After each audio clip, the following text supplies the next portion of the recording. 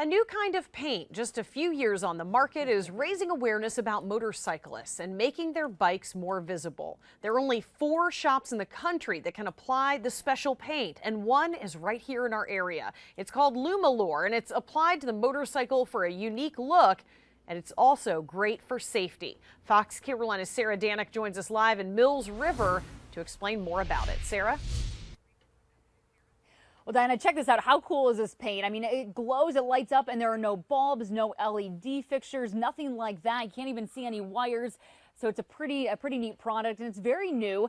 Tim and Tara Donahue own TD Customs, and they say it is a new product, but they say it's, quite the neat thing to look at, but it's also about safety. It's a nice added safety feature to your bike. Now, Tim explained to us a little bit about how this all works. He kind of took us through it earlier tonight. He said it's actually a layered paint system with layers of conductors and insulators. And one of those layers is a phosphor layer. And when you run current to the phosphor, it lights up and then creates its own light, which is what makes it glow like this. And the Lumalure paint has been around for just a few years on the market, but it took Tim 10 days to get specially trained to actually apply it.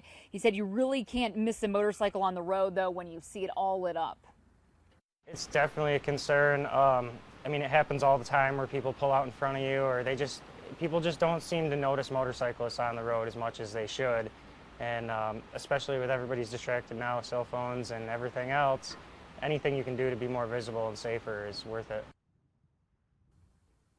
Now, as for laws regarding having this paint on your vehicle or on your bike, Tim and Tara said they have talked to several local police officers who said it really shouldn't be a problem as long as the light isn't flashing. Now, today I also reached out to the North and South Carolina State Highway Patrol to see what they said about it. It's a very new product, so really they're not familiar with it. North Carolina said they do have laws against putting on any kind of blue or red lights on your vehicles because they say it does make it seem like it's a law enforcement vehicle, so they say you could possibly be pulled over. In South Carolina, though, the State Highway Patrol is doing some research actually for us into this because they said it's so new they really didn't know the rules surrounding it. So that's kind of the status there. Diana?